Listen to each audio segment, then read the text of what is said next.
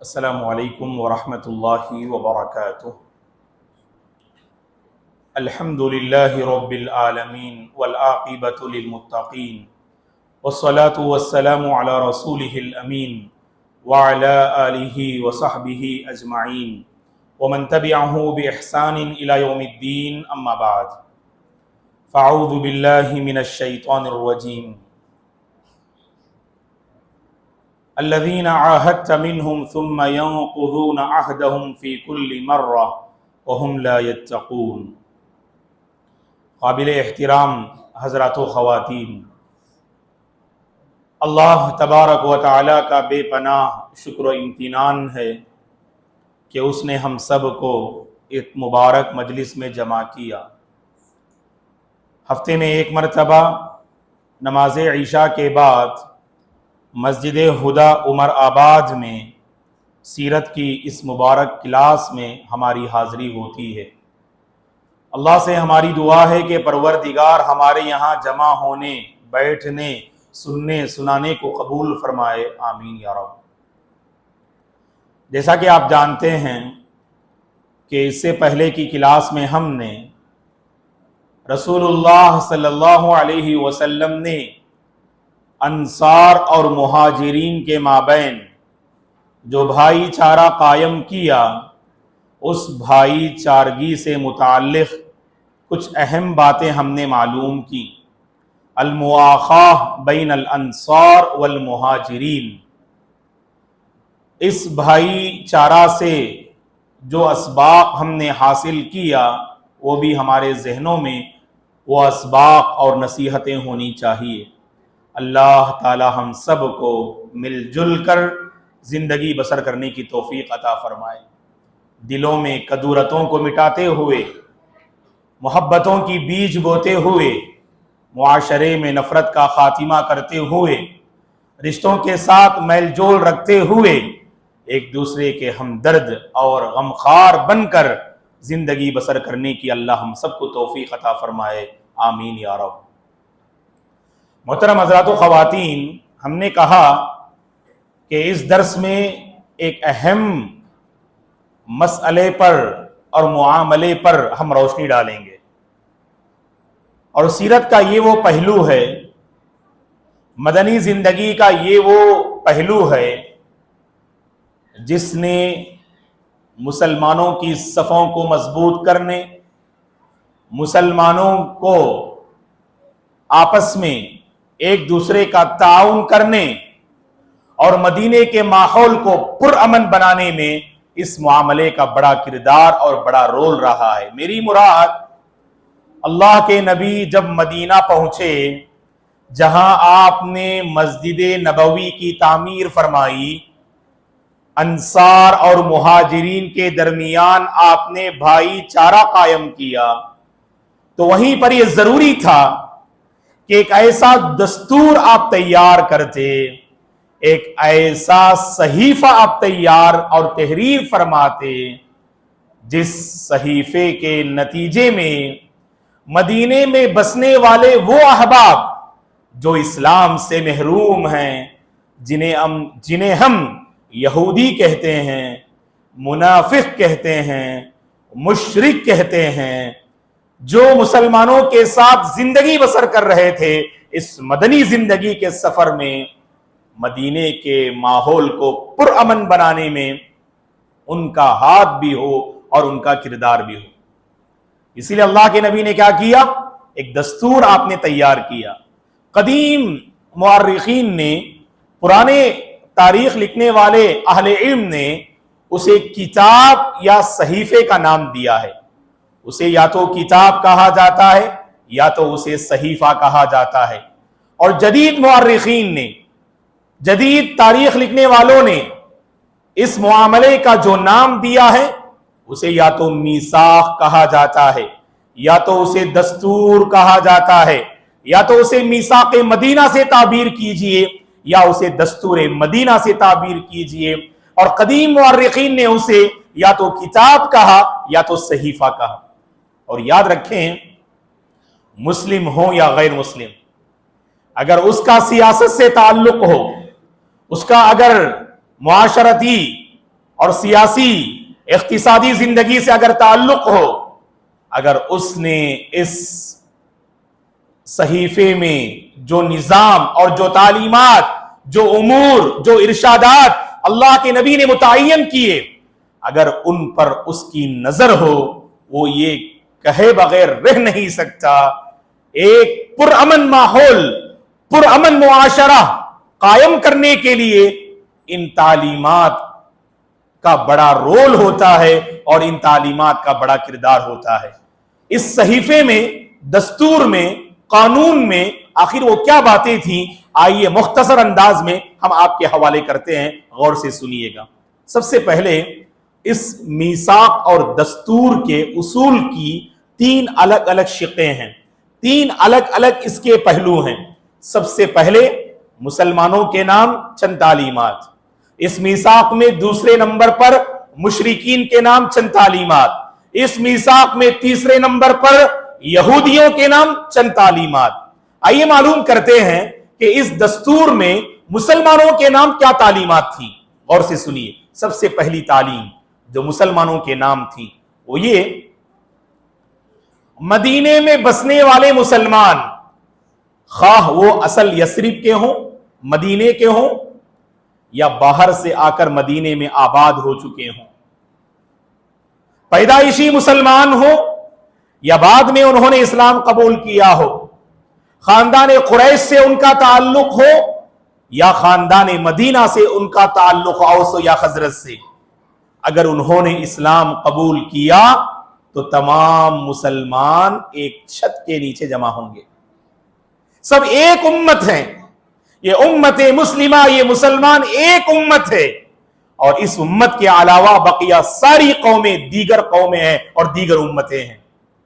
لہذا اسلامی حکومت کو نافذ کرنے، اسلامی حکومت کو قائم کرنے میں سارے مسلمان ایک ہو کر اپنا حصہ اور اپنا رول پیش کریں گے، سب ایک دوسرے کا تعاون کریں گے، سب ایک دوسرے کی مدد کریں گے۔ اور آگے اللہ کے نبی نے مسلمانوں کے نام اس میثاق میں جو دوسری تعلیم آپ نے دی، اگر مسلمانوں میں سے کسی پر دیت دینا اگر لازم ہو جائے، اگر مسلمانوں میں سے کوئی قیدی ہو جائے، مسلمانوں میں سے کوئی مقروض ہو جائے، مسلمانوں میں سے کوئی پریشان حال نظر آئے، مسلمانوں میں سے کوئی بھوکا ہو جائے، مسلمانوں میں سے کوئی مظلوم ہو جائے، تو سارے مسلمان مل کر اس دیت کو ادا کرنے میں کوشش کریں گے، اس قیدی کو رہا کرنے میں ایک دوسرے کا تعاون کریں گے، اس مجبور، مقہور، پریشان حال مسلمان کی مدد کریں گے۔ اللہ اکبر! دیکھیے اللہ کے نبی نے کیسی تفصیل آپ نے مسلمانوں کے حوالے کی۔ ہم سب ایک ہیں اور بھلائی کے میدان میں ایک دوسرے کا کھل کر سپورٹ کریں گے۔ اور آگے تیسری بات جو آپ نے لکھی اس دستور میں، اللہ کے نبی نے جو تحریر فرمائی وہ قابل غور ہے۔ اگر کسی نے ظلم کیا، اس ظلم کے خلاف سب آواز اٹھائیں گے اور سب ایک ہو کر اس ظالم کے خلاف مظلوم کی مدد کریں گے۔ اور آپ نے آگے کہا اگر ظلم کرنے والا مؤمن یا مسلمان صحیح، اس مسلمان کے خلاف سب کی آواز ایک ہوگی۔ اللہ اکبر! ورنہ ہوتا کیا ہے دوستو، اپنا آدمی اگر غلطی کرتا ہے اس کے 100 خون ہمارے پاس معاف ہوتے ہیں، اگر مخالف اگر غلطی کرتا ہے، اگر اس غلطی میں اگر عذر بھی نظر آئے، وہ عذر ہمیں نظر نہیں آتا، اس غلطی پر بڑی سخت ہم گرفت کرتے ہیں۔ اور اللہ کے نبی نے کیا فرمایا دیکھیے، اگر ظلم کرنے والا مسلمان صحیح، ظلم کرنے والا مومن صحیح، اس ظالم کے خلاف سارے مسلمان ایک ہوں گے، ظلم کے خلاف ہم آواز اٹھائیں گے، ہمارے اندر عصبیت کی بو نظر نہیں آئے گی، ہم طرفداری نہیں کریں گے، ہم ظلم کے معاملے میں اپنوں کے ساتھ ناانصافی کا معاملہ ہرگز نہیں کریں گے۔ یہ اللہ کے نبی نے صاف الفاظ میں اس میثاق میں آپ نے یہ تحریر فرمایا۔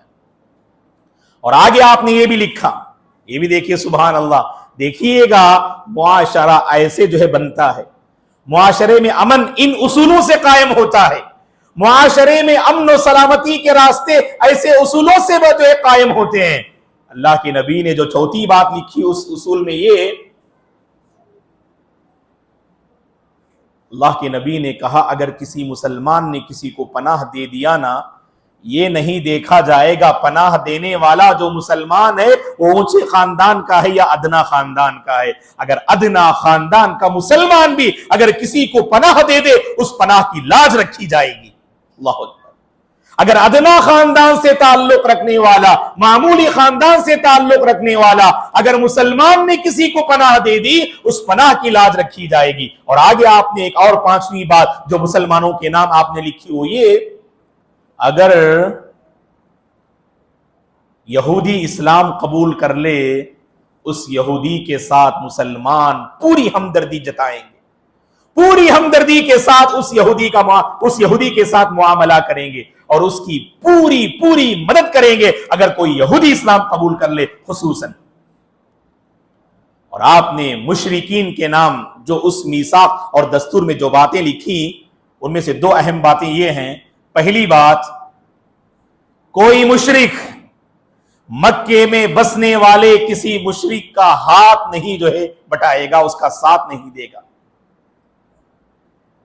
اور اسی طرح سے اگر مکے میں مسلمانوں کے خلاف کوئی پلاننگ ہو رہی ہو، کوئی سازش ہو رہی ہو، تو مدینے میں بسنے والا کوئی مشرک اس پلاننگ کا حصہ نہیں بنے گا اور اس پلاننگ اور منصوبہ بندی میں اس کا رازدار نہیں ہوگا۔ یہ اللہ کے نبی نے صاف الفاظ میں کہہ دیا۔ اور آگے یہ بھی فرمایا کہ مدینے میں بسنے والا کوئی مشرک، مکے میں بسنے والے یا کسی اور مقام پر بسنے والے کسی مشرک کو اگر وہ مدینہ آنا چاہیں، ایک مشرک ایک اور مشرک کو پناہ نہیں دے سکتا ہے۔ اور یہودیوں کے نام جو آپ نے یہاں سیاسی جو آپ نے تعلیمات دی، ان میں سے ایک یہ، غور سے سنی، یہودیوں کے نام جو آپ نے باتیں اس دستور میں لکھی، یہ اگر مدینے پر کوئی دشمن حملہ کرے خاص کر مسلمانوں پر، یہودی سب مل کر مسلمانوں کا ساتھ دیں گے اور دشمن کا ساتھ نہیں دیں گے۔ اور آگے یہ بھی لکھا اللہ کے نبی نے اس معاہدے میں، اگر کوئی اس معاہدے سے نکلنا چاہتا ہے، اگر اس دستور سے کوئی الگ ہونا چاہتا ہے، اللہ کے نبی کی اجازت کے بغیر کوئی اس معاہدے سے باہر نہیں ہو سکتا۔ اور ایک اور بات آپ نے اس معاہدے میں لکھی، چاہے تو یہ ریکارڈ ہو رہا ہے، بعد میں بھی تسلی سے سن لیجئے گا، کچھ باتیں ہو سکتی ہے کہ میں روانگی سے کہہ رہا ہوں، شاید آپ کے ذہن میں باتیں آئیں نہ آئیں، لیکن ایک اور مرتبہ سنیے گا، واللہ اس میثاق میں جو باتیں لکھی گئی نا، وہ پرامن معاشرہ قائم کرنے کے لیے ایک ایک بات سونے کے پانی سے لکھے جانے کے قابل ہے۔ اور اللہ کے نبی نے یہاں پر فرمایا صلی اللہ علیہ وسلم نے کہ اگر دشمن باہر سے مسلمانوں پر اور مدینے پہ حملہ کرے تو سارے یہودی مل کر مسلمانوں کا ساتھ دیں گے اور اس دشمن کا ساتھ نہیں دیں گے۔ اور کہا اگر کوئی یہودی اس معاہدے سے باہر نکلنا چاہے، اللہ کے نبی کی اجازت کے بغیر کوئی باہر نکل نہیں سکتا۔ اور آپ نے آگے یہ بھی لکھا، یہودی زندگی گزارنے کے لیے اپنا خرچ خود برداشت کریں گے اور مسلمان اپنا خرچ خود برداشت کریں گے، ایک دوسرے پر بوجھ نہیں ہوں گے۔ یہودی اپنا خرچ خود برداشت کریں گے اور مسلمان اپنا خرچ خود برداشت کریں گے اور کوئی ایک دوسرے پر کیا نہیں ہوگا؟ بوجھ نہیں ہوگا۔ یہ ساری باتیں اللہ کے نبی نے اس میثاق میں لکھی۔ سب سے زیادہ اس دستور کو توڑنے والے، ان اصولوں کی مخالفت کرنے والے، اس میثاق مدینہ کے خلاف سازش کرنے والے اگر کوئی قوم گزری ہے عہد رسالت میں، یہ قوم یہود ہے۔ اور اسی کے متعلق اللہ نے سورہ انفال کی آیت کریمہ میں اللہ نے کہا، ابتدا میں میں نے وہ آیت کریمہ آپ کے سامنے تلاوت کی، الذین عاہدت منہم ثم ینقضون عہدہم فی کل مرۃ وہم لا یتقون، بار بار انہوں نے اس میثاق مدینہ کے خلاف سازش کی اور اس معاہدے کو انہوں نے توڑا، بار بار توڑا، ایک بار توڑا، دو بار توڑا، 6 بار توڑا، بار بار ان یہودیوں نے میثاق مدینہ میں طے کیے گئے معاہدات کو توڑا۔ اسی لیے اللہ کے نبی نے، آگے ہم معلوم کریں گے، بنو قینقاع کو آپ نے مدینے سے باہر نکالا، بنو قریظہ کو آپ نے باہر نکالا، اور بنو قریظہ اور بنو نذیر کو بھی آپ نے مدینے سے باہر نکال دیا۔ یہودیوں کو آپ نے مدینے سے باہر نکالا، اور یہ عمر بن خطاب رضی اللہ عنہ ہے جو اپنے دور خلافت میں پورے جزیرہ عرب سے یہودیوں کو مار بھگاتے ہیں، اور یہودیوں کو پناہ دی جب جب مسلمانوں نے، ان یہودیوں نے مسلمانوں کے ساتھ بے وفائی کا معاملہ کیا۔ اور قریب کی مثال دیکھیں، جب سیکنڈ ورلڈ وار، دوسری جنگ عظیم کے موقع پر جب جرمن میں ہٹلر نے یہودیوں پہ ظلم کیا، تو اس ہٹلر کے ظلم و بربریت سے نجات پانے کے لیے یہودی سرزمین فلسطین کا رخ کرتے ہیں اور فلسطین کے سرزمین میں قدم رکھتے ہیں۔ اور آپ جانتے ہیں کہ 1946 اور 47 کے آس پاس یہ یہودی جرمن سے بھاگ آتے ہیں اور فلسطین میں جو مسلمان آباد تھے ان سے پناہ طلب کرتے ہیں اور ریکویسٹ کرتے ہیں کہ بس ہمیں تھوڑا سا مقام دے دیں، ہم اپنا گزارا کر لیں اور ہم اپنی زندگی گزار لیں، ہم آپ کے احسان مند رہیں گے۔ تو اس موقع پر مسلمانوں نے جو غلطی کی، 70 سال گزر گئے، آج بھی مسلمان وہاں پر اس غلطی کا خمیازہ اور اس کی سزا بھگت رہے ہیں۔ 1 سال کی مختصر سی مدت میں آپ کو معلوم ہونا چاہیے ان یہودیوں نے سرزمین فلسطین میں اسرائیل کی بنیاد رکھی، اور 1948 میں انہوں نے اسرائیل کی بنیاد رکھی، اور اس وقت سے لے کر ان لوگوں کی جو خفیہ جو سازشیں ہیں، اللہ ہدایت دے، 25 سال کی مختصر سی مدت میں، 1948 سے لے کر 25 سال کی مدت میں پوری دنیا میں ان یہودیوں نے جو مٹھی بھر جماعت ہے ایجوکیشن کے میدان میں، انہوں نے ایسی ترقی کی، پوری دنیا میں انہوں نے ایجوکیشن کا جال بچھا دیا۔ اور یاد رکھیے گا، ایجوکیشن ہی کے ذریعے سے کسی کے ذہن کو بدل سکتے ہیں، کسی کے دل کو بدل سکتے ہیں، کسی کی سوچ کو بدل سکتے ہیں، اچھی سوچ بھی لا سکتے ہیں اور زہریلی سوچ بھی آپ لا سکتے ہیں۔ تعلیم یہ انقلاب کا ذریعہ ہے۔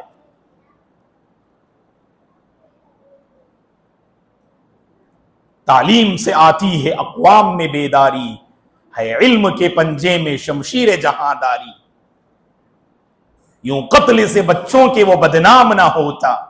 فرعون کے بارے میں کہا شاعر نے، اگر فرعون ایک یونیورسٹی قائم کرتا، اس یونیورسٹی میں بنی اسرائیل کے بچوں کو داخلہ دیتا، ایڈمیشن دیتا، تو فرعون کی سوچ لینے والے بچے وہاں سے نکلتے، خواہ مخواہ بچوں کو قتل کر کے وہ بدنام ہو گیا۔ یوں قتل سے بچوں کے وہ بدنام نہ ہوتا، افسوس کہ فرعون کو کالج کی نہ سوجی۔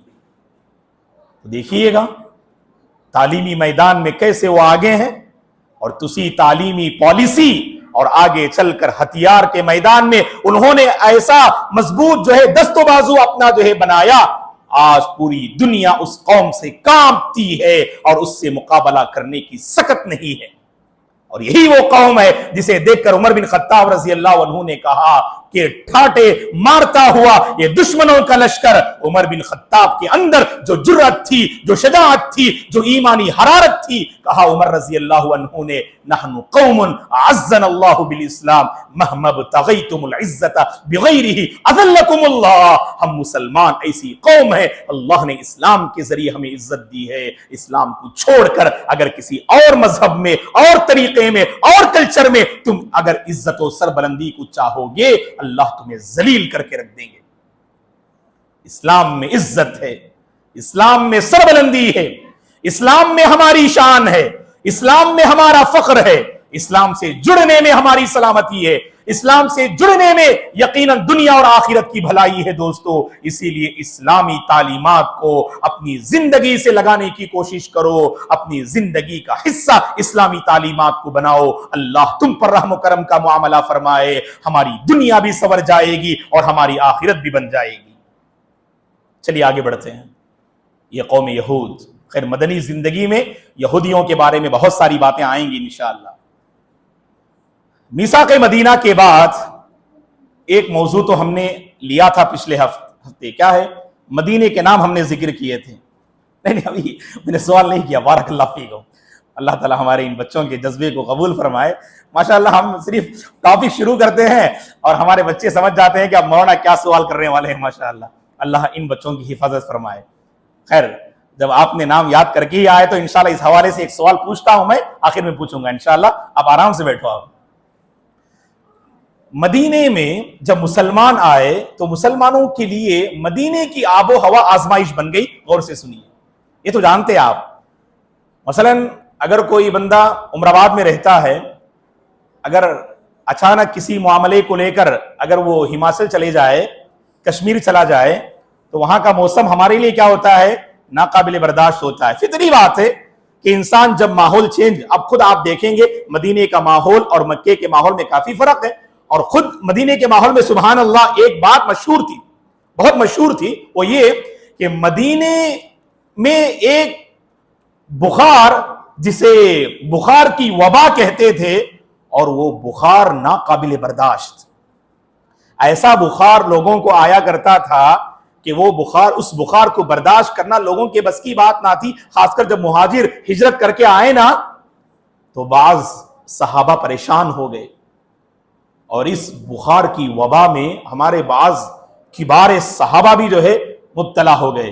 ابو بکر رضی اللہ عنہ اس بخار میں مبتلا ہو گئے, ماں عائشہ رضی اللہ عنہ اس بخار میں مبتلا ہو گئیں, حضرت بلال رضی اللہ عنہ اس بخار میں مبتلا ہو گئے, اور حضرت ابو بکر رضی اللہ عنہ جب بخار میں مبتلا ہوئے اتنی تکلیف ہو رہی تھی آپ کو, آپ کی زبان مبارک سے یہ شعر جو ہے جاری ہو رہے تھے, کل امرئ مصبح فی اہلہ والموت ادنی من شراک نعلہ, کل امرئ مصبح فی اہلہ والموت ادنی من شراک نعلہ. کیا کہا ابو بکر رضی اللہ عنہ نے؟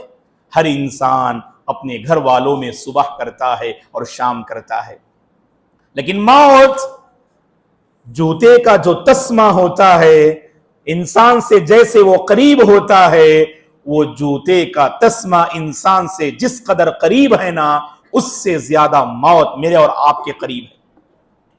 انسان کے قریب موت, موت انسان سے کس قدر قریب ہے؟ کہا ابو بکر رضی اللہ عنہ نے جوتے کا تسمہ جیسے قریب ہوتا ہے اس سے زیادہ قریب یہ موت ہے. ناقابل برداشت وبا, اور اس آب و ہوا نے مدینے کی اس وبائی بخار نے مسلمانوں کو تھوڑا کمزور کر دیا. لیکن بعد میں مسلمان اللہ کے نبی, اب جو دعا ابھی ہم آپ کے حوالے کریں گے نا, اس دعا کی بدولت الحمدللہ یہ وبا وہاں سے ختم ہو گئی, یہ وبا وہاں سے ختم ہو گئی, اور پھر مسلمان صحت مند ہو گئے. لیکن مشرکین کے ذہن میں یہی بات تھی کہ مہاجر یہ صحابہ جب تک مکے میں تھے بہت مضبوط تھے, صحت مند تھے, مدینہ جا کر بڑی غلطی کر دیے کیونکہ بڑے کمزور ہو گئے. اسی لیے اللہ کے نبی نے ان صحابہ کو یہ حکم دیا, جب پہلی بار صحابہ نے عمرہ کیا تو اللہ کے نبی نے صحابہ کو حکم دیا کہ سارے مشرکین تماشا بھی بنے رہے. کعبۃ اللہ کے اطراف سب کھڑے ہو گئے تماشا دیکھنے کے لیے کہ دیکھتے ہیں, ہم نے سنا ہے کہ اس بخار کی وبا نے ہمارے لوگوں کو کمزور کر دیا ہے, اور بہت دنوں کے بعد آ رہے ہیں, دیکھتے ہیں کتنے کمزور دبلے پتلے ہیں, چلنے کی طاقت ہے کہ نہیں دیکھتے ہیں. تو سب لوگ کھڑے رہے. جب پہلی بار عمرہ کرنے کے لیے مسلمان گئے, اللہ کے نبی نے کہا احرام جب باندھا تو صحابہ نے باندھا. اللہ کے نبی نے یہ حکم دیا کہ جب احرام باندھو تو مرد حضرات کو حکم دیا کہ جو دایاں حصہ ہے اس پر کپڑا نہیں ہونا چاہیے طواف کرتے ہوئے, بلکہ آپ نے کہا اپنے دائیں ہاتھ کے بغل سے تم جو ہے احرام کا کپڑا لے لینا اور اپنا دایاں بازو کھلا رکھنا. اور یہ سنت ماشاءاللہ قیامت تک باقی رہ گئی احرام میں طواف کے موقع پر, صحیح کے موقع پر نہیں, صحیح کے موقع پر اوپر کر لینا. اللہ ہم سب کو حرمین شریفین کی زیارت نصیب فرمائے, عمرہ اور حج کی ساتھ اللہ نصیب فرمائے. اللہ تبارک و تعالی ان مقدس سرزمین میں زیارت کرنے اور وہاں جانے کی اور وہاں کی مبارک اور روحانی زندگی اللہ ہم سب کو نصیب فرمائے, آمین یا رب. تو یہاں پر جو طواف کا معاملہ ہے تو مرد حضرات یہ کھلا رکھیں گے. جانتے ہیں کیوں؟ کیونکہ انسان جب اپنی طاقت کو جتاتا ہے تو اپنا بازو دکھاتا ہے، دیکھو میرے اندر کتنی طاقت ہے۔ تو طواف کرتے ہوئے یہ مشرکین دیکھ رہے تھے مسلمانوں کو، اور اللہ کے نبی نے کہا اپنی قوت جتاؤ اور دکھاؤ ان مشرکین کو کہ ہم تم سے کوئی جو کمزور نہیں ہیں، ہم بھی طاقتور ہیں۔ کہا مسلمانوں نے اپنے بازو کھلا رکھا اور کہا کہ شروع کے 3 راؤنڈ میں آپ نے رمل کرنے کا حکم دیا، کچھ تیزی سے چلنے کا حکم دیا، کیونکہ انسان جب آہستہ چلتا ہے ایک کمزوری کی علامت ہے، اگر اس کی چلن میں کچھ تیزی آئے یہ اس کی صحت مندی کی پہچان ہے۔ تو کہا کہ شروع کے 3 راؤنڈ میں کچھ رمل کرنا، یعنی کچھ تیزی سے چلنا، اگر کراؤڈ اتنا ہو، ہجوم اتنا ہو کہ آپ تیزی سے چل نہیں سکتے تو جیسے ممکن ہو ویسے ہی چلا کریں۔ مستقبل میں انشاءاللہ یہ احکام آپ کو ضرورت پڑیں گے۔ چلیے، تو یہاں تک مشرکین کی سوچ تھی کہ اس بخار کی وبا نے مسلمانوں کو کمزور کر دیا۔ ماں عائشہ ام المؤمنین ام عبداللہ صدیقہ بنت الصدیق عائشہ رضی اللہ عنہا اللہ کے نبی کے پاس آتی ہیں اور اللہ کے نبی سے عرض کرتی ہیں، صحیح بخاری کی حدیث ہے، اے اللہ کے نبی یہ بخار ہم سے ناقابل برداشت ہے، آپ اللہ سے دعا کیجئے گا۔ اللہ کے نبی ہاتھ اٹھاتے ہیں اور اللہ کے نبی اللہ سے دعا کرتے ہیں، اللہم حبب الینا المدینہ کا حبنا مکہ او اشد وصححا وبارک لنا فی صاعنا ومدنا وانقل حماها بالجحفہ وانقل حماها فاجعلها بالجحفہ۔ یہ اللہ کے نبی نے فرمایا، اے اللہ جیسے ہمارے دلوں میں تو نے مکے کی محبت ڈال دی نا، اسی طرح مدینے کی محبت بھی ڈال دے، بلکہ مکے سے زیادہ مدینے کی محبت ہمارے دلوں میں ڈال دے۔ اللہ کے نبی مدینے سے بڑی محبت کرتے تھے، مکے سے زیادہ اللہ کے نبی مدینے سے محبت کرتے تھے۔ اسی لیے جب کبھی ہم نے ذکر کیا آپ کے سامنے پچھلے درس میں بھی، آپ سن لیجئے گا، جب کبھی باہر جاتے نا اللہ کے نبی اور جب سفر سے واپس ہوتے اور احد پہاڑ کے قریب ہوتے تو نبی کے دل کے جذبات بدل جاتے اور آپ اپنی سواری کو تیز کر لیتے، کیونکہ ہر انسان کو اپنے وطن سے اور اپنی بستی سے بڑی محبت ہوتی ہے اور اپنی سرزمین سے ایک لگاؤ ہوتا ہے۔ اللہ کے نبی کا بھی لگاؤ سرزمین مدینہ سے تھا۔ اور آگے آپ نے فرمایا، اے اللہ اس مدینے کی آب و ہوا میں تو تندرستی عطا فرما، اس مدینے کی آب و ہوا کو ہمارے موافق بنا دے۔ اور آگے آپ نے کہا، اے اللہ جو ناپ تول کی جو چیزیں ہم استعمال کر رہے ہیں ہمارے مد میں، ہمارے سا میں، اے اللہ تو برکتیں نازل فرما، یہ جو وبا ہے بخار کی وبا اس کو مدینے سے نکال دے اور جحفہ میں منتقل کر دے۔ جحفہ ایک مدینے کے علاقے کا نام ہے، وہاں یہ معاندین رہتے تھے، سرکش لوگ رہتے تھے۔ آپ نے فرمایا جحفہ میں اے اللہ اس بخار کو تو منتقل کر دے۔ اب اس کے بعد مدینے میں جو منافقین تھے ان منافقین کا اللہ کے نبی کے ساتھ کیا معاملہ تھا یہاں پر، اور عبداللہ بن ابی جو منافقین کا سردار تھا، جس کو لوگ اپنا سردار بنانا چاہ رہے تھے، جس کے سر پر سرداری کا جو ہے تاج پہنانا چاہ رہے تھے، اس نے اللہ کے نبی کے ساتھ کیا معاملہ کیا، کیا مسلمان اور منافقین کے درمیان انبھن جو معاملات ہوئے وہ انشاءاللہ آنے والی کلاس میں ہم معلوم کرتے ہیں۔ اللہ سے ہماری دعا ہے اللہ تعالی ہم سب کو پرامن معاشرہ قائم کرنے اور اس پرامن معاشرے کے جو اصول و ضوابط ہیں ان اصول و ضوابط کو اختیار کرنے کے اللہ ہم سب کو توفیق عطا فرمائے۔ جہاں کہیں لوگ پریشان حال ہیں اللہ ان سب کی پریشانی کو دور فرمائے، جہاں لوگ خوف زدہ ہیں اللہ تعالیٰ ان کے ماحول کو امن کا ماحول بنا دے۔ اللہ ہم سب کے حق میں امن کے فیصلے فرمائے، خیر و برکات کے فیصلے فرمائے۔ اللہ ہر شر سے ہماری حفاظت فرمائے، دشمنوں کی مکاریوں سے اللہ ہم سب کی حفاظت فرمائے، ہماری مساجد اور مدارس کی اللہ حفاظت فرمائے، ہمارے بچوں اور نوجوانوں کی اللہ حفاظت فرمائے، ہمارے بزرگوں اور خواتین کی اللہ حفاظت فرمائے۔ اللہ ہمارے گھروں میں خیر و برکات کے فیصلے فرمائے، ہماری تجارتوں میں اللہ برکتوں کے فیصلے فرمائے، ہمارے علم و عمل میں اللہ تعالیٰ برکتوں کے فیصلے فرمائے۔ اللہ ہم سب کو خیر پر باقی رکھے اور خیر ہی پر اللہ خاتمہ نصیب فرمائے، آمین۔ جزاکم اللہ خیرا۔